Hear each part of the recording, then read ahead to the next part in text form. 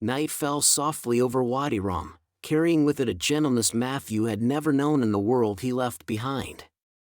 The desert air cooled quickly, wrapping him in a comforting stillness as if the entire landscape were taking a long, deep breath. The sky above them began its silent unveiling, first a single star, then a cluster, then a cascade of light until the heavens shimmered as though God himself had lit 1,000 lamps. Matthew stood beside Abba Elias on the ridge overlooking the valley. The cracked jar hung from his fingers, now a companion rather than a burden. Elias looked up, his face calm and reflective, illuminated by the blue-silver glow of starlight.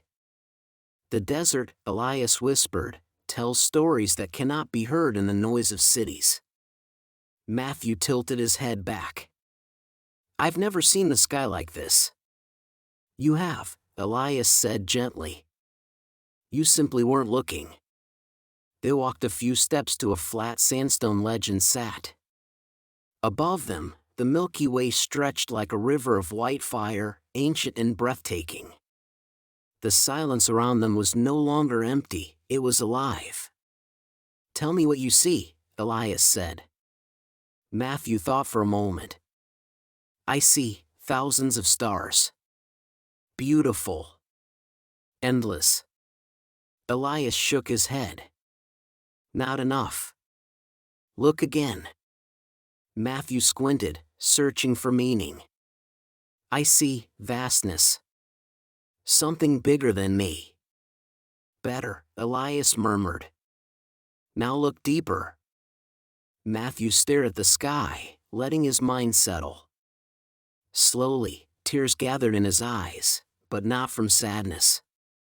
From awe. It feels like, he whispered, I'm not the center of everything. Elias smiled. No one is. But this frees us, not diminishes us. The monk leaned back, resting his palms on the stone. Matthew, do you know why the desert fathers prayed beneath the stars? No, Matthew answered softly. Because the stars remind the heart of eternity.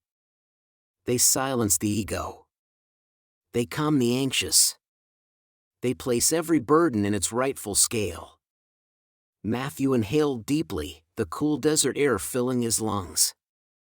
I think I understand. That is why we are here, Elias said.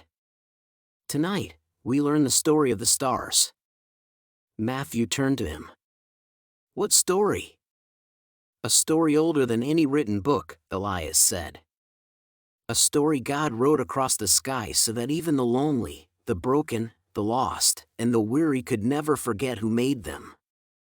Elias raised his hand and pointed to the horizon. See those stars forming a long, curving line? The desert tribes call it the path of mercy. They believe it shows the way God walks through the night to watch over his people. Matthew followed the line of light. The stars indeed formed a gentle curve, like a celestial pathway. And there, Elias continued, pointing to a cluster shaped almost like a small cup, is the vessel of tears. The ancient monks said those stars remind us that not a single tear we shed is ignored by God. Matthew's chest tightened. I think I've shed more tears here than in the last 10 years combined. And every one of them, Elias said softly, has been seen. They sat in silence as the sky deepened from blue to black, from black to a jeweled tapestry. The wind whispered over the dunes with the softness of a prayer. Matthew, Elias said after a long while, what worries you tonight? Matthew hesitated. Everything and nothing.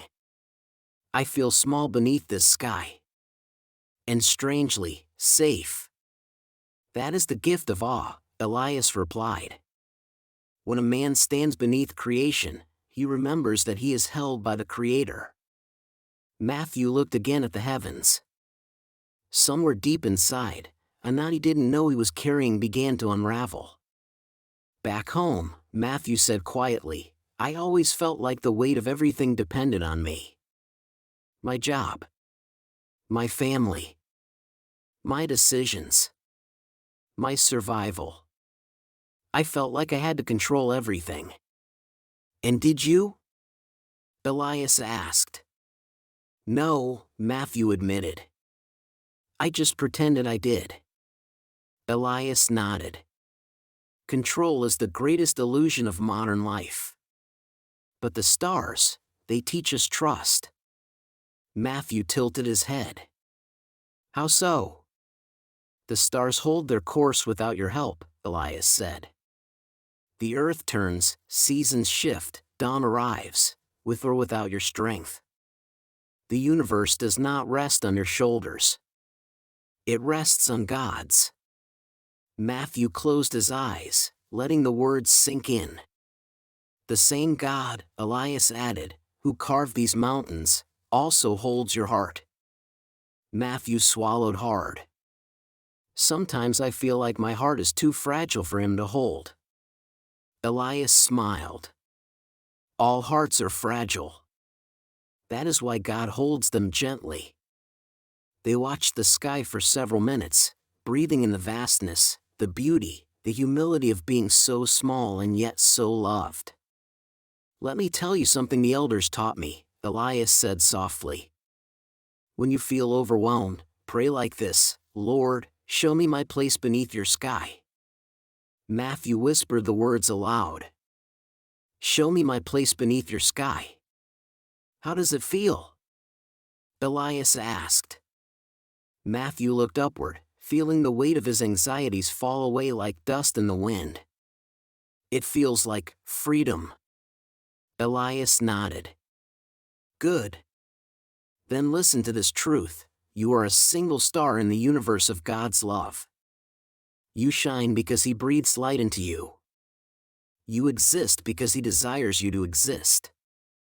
And you are guided not by your strength, but by His. Matthew felt tears prick his eyes again, but these tears were different, holy, grateful, cleansing. The desert wind brushed over them, carrying the coolness of night.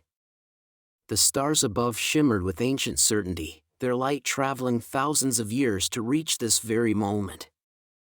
Elias, Matthew whispered, thank you for showing me all of this. The monk placed a hand on his shoulder. I only point. God illuminates.